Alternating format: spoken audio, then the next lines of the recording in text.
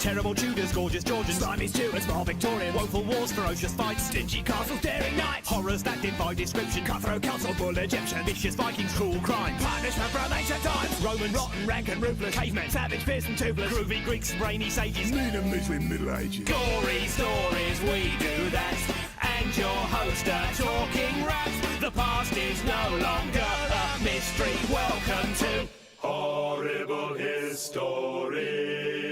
Olá, mestres e servos de verdade, bem-vindos ao Verdadeira História, quadro do canal Feitiverso, onde contamos a origem histórica, mítica e folclórica que deram origem aos servos de Fate. Hoje vamos falar sobre yokais. O quê? Yokais são uma parte pequena, mas relevante dos servos de Fate. Antes de mais nada, o que são yokais? Yokais são uma das muitas formas como se chamam os seres sobrenaturais do Japão. O termo yokai, ou yokai, se preferir, pode significar demônio, espírito ou monstro. Porém, uma das traduções mais comuns acaba sendo criatura fantástica. Para resumir, yokai são seres sobrenaturais que se expandem para uma imensa série de tipos de criaturas, que podem variar de serem seres incorpóreos, como fantasmas, objetos animados, materialização de sentimentos, fantasmas que adquirem forma física, seres vivos que possuem um ciclo de vida similar aos humanos e até mesmo fenômenos naturais. De acordo com Nihon Yokai Henge Shi e no Obae no Rekishi, os yokais são divididos em 5 categorias baseadas em suas verdadeiras formas, 4 categorias dependendo da fonte de transformação e 7 categorias baseadas na aparência externa. Embora não seja de meu dever contrariar textos devidamente pesquisados, podemos dividir os yokais na verdade em apenas 4 grupos. O primeiro, Ayakashi. É um sinônimo para yokai, usado em alguns animes e séries. Geralmente, ele pode ser usado para classificar yokais de natureza fantasmagórica. No entanto, é importante lembrar, esse é um termo que estou usando aqui, pois muitos materiais japoneses parecem usar esse termo para definir um grupo de yokais. Não é uma regra, ou qualquer coisa do gênero, ok? Ok. A maioria dos yokais que pertencem ao grupo dos Ayakashi são aparições, materializações e ideias ou sentimentos, assombrações que permanecem em um local ou objeto, como Osakabe Hime, que assombra o castelo Himeji. Logo, entre esse grupo de yokais, você pode incluir yokais como Mayoibuni, o navio fantasma que surge no mar, Bakekojira, o fantasma de uma baleia morta por pescadores que amaldiçoa a vila pesqueira próxima, com pragas nas águas e morte, Ao Andou, um fantasma que é a encarnação do terror que toma a forma de uma mulher assustadora com chifres e pele azul e aparece após todas as luzes serem apagadas num cômodo, iluminando a sala com uma lanterna azul. Inugami também pertence a essa classificação de yokai. Embora inicialmente seja familiar de Omiojis, uma vez que saiam do controle e possuam um indivíduo, eles se tornam um verdadeiro yokai, por completo, e podem ser muito poderosos. Para os fãs de Inuyasha por aí, Seishomaru e o pai dele não são Inugamis. Embora Rumiko faça muitos yokais da própria cabeça na sua série Inuyasha, se Seishomaru é baseado em algum yokai, é mais provável que ele seja baseado no Koma-Inu, o cão-leão guardião dos templos. Algumas pessoas podem considerar os Onryus como yokais, mas normalmente eles são classificados como fantasmas mesmo. Um Onryu, caso não saibam, é o espírito vingativo. É Okiko, a serva que foi injustamente punida por perder um dos pratos da família imperial e posteriormente afogada num poço. Ela teria dado origem ao Okiku Mushi, larvas que parecem uma mulher presa com cordas, muito similar como o que aconteceu com Okiko quando ela foi morta. Aliás, o Okiku Mushi parece com isso aqui. Lindo. Segundo, Henge. O outro grupo, e talvez o mais numeroso deles, são os Henge, que são, traduzido de forma simples, mutantes, transmorfos ou simplesmente transformadores. Basicamente são yokais que ou têm a capacidade inata de se transformar, ou surgiram devido à mutação que ocorreu ao longo do tempo. Todos os Tsukumogamis obviamente, fazem parte desse grupo. Caso não saibam, Tsukumogamis são objetos que ganham consciência após serem muito amados, muito odiados ou simplesmente carregarem sentimentos fortes durante muito tempo. Tentar categorizar os Tsukumogamis é quase inútil, porque literalmente qualquer objeto pode se tornar um Tsukumogami. Até mesmo o computador ou celular que você está usando agora para ver esse vídeo pode um dia se tornar um Tsukumogami. Falando nisso, eu tenho um computador velho há quase 3 anos guardado e esquecido no meu armário. Ele já deve estar planejando sua vingança contra mim. Os Tsukumogamis, que vocês mais vão ver em animes, jogos e provavelmente em todo lugar que tem a cultura japonesa, é a lanterna de papel fantasma chamada Shoushin Obake.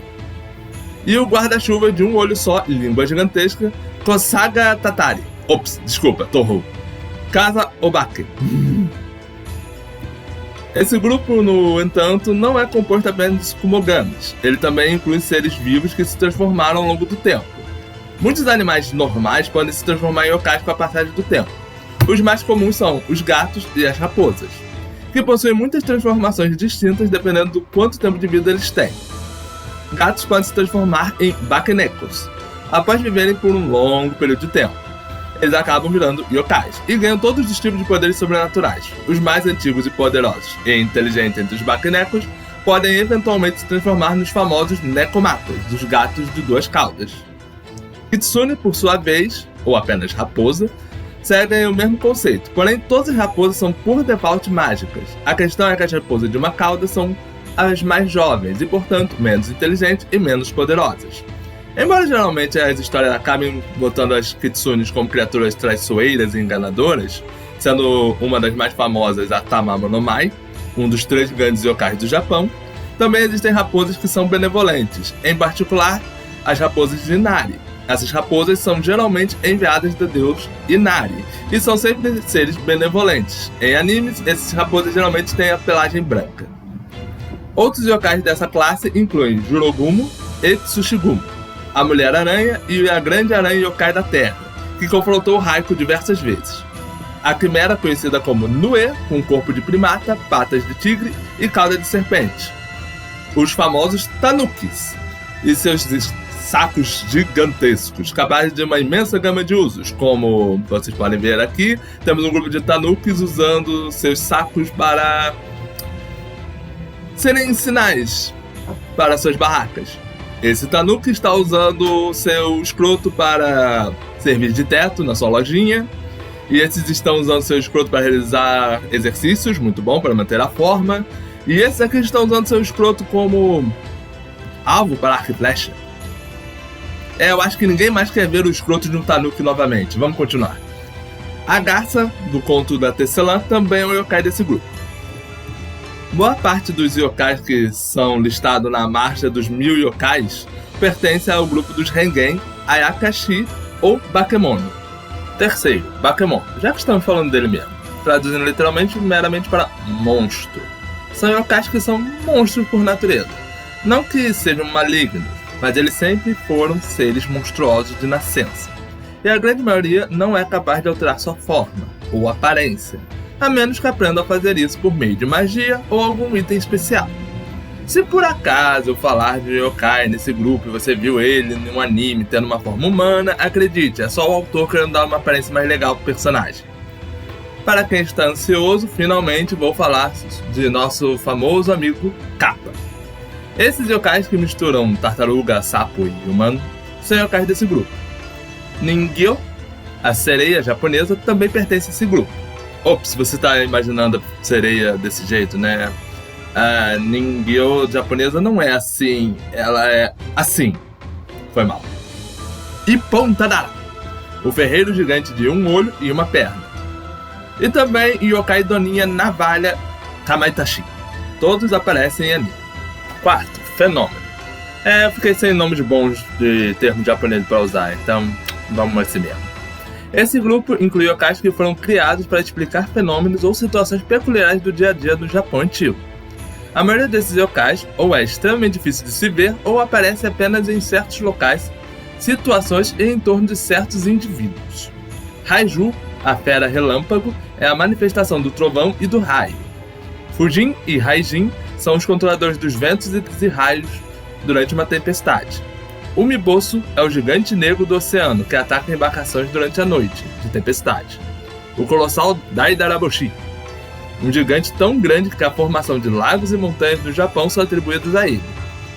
Porém, não só de eventos de ocorrência natural envolvem esses yokais. Alguns explicam situações peculiares que ocorrem no dia a dia das pessoas.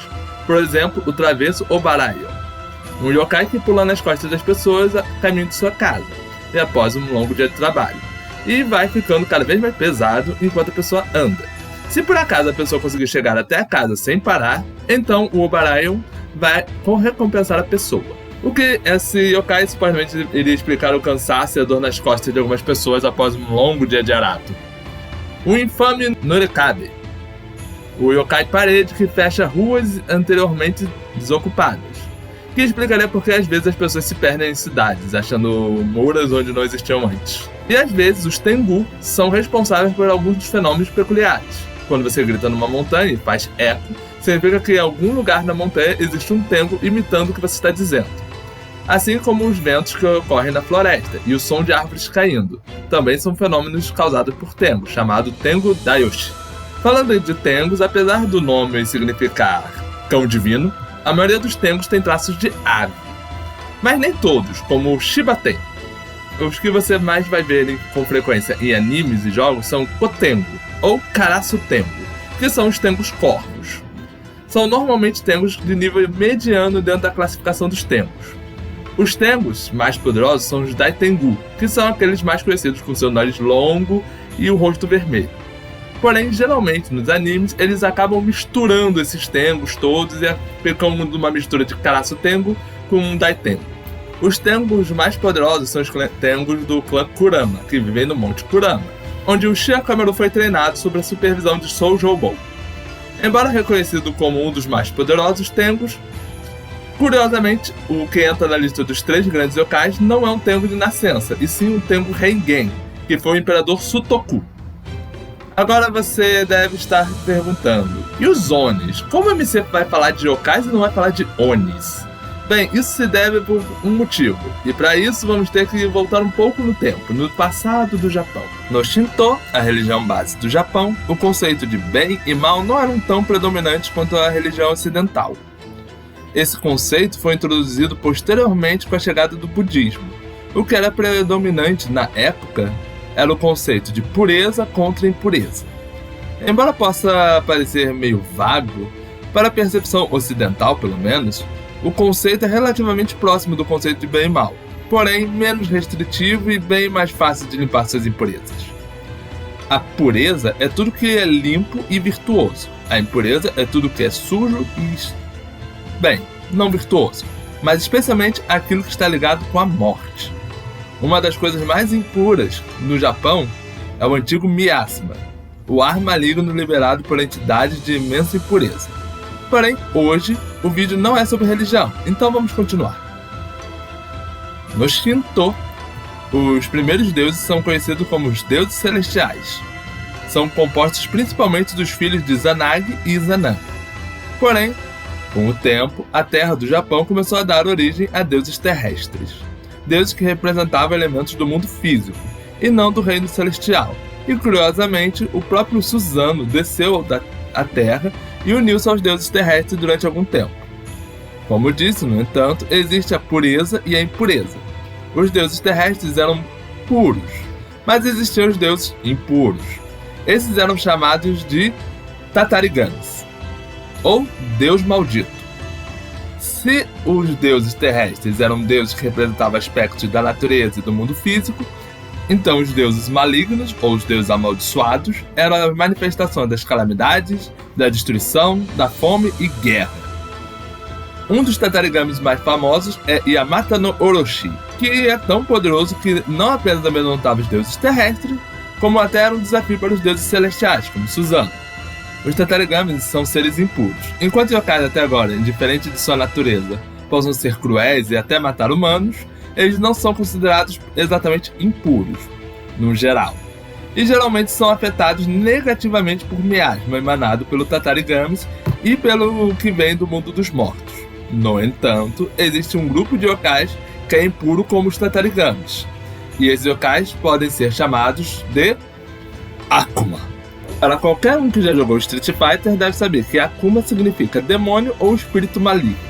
Diferente da maioria dos yokais que matam para se alimentar, por vingança ou por pura traquinagem, os Akumas são seres impuros e malignos.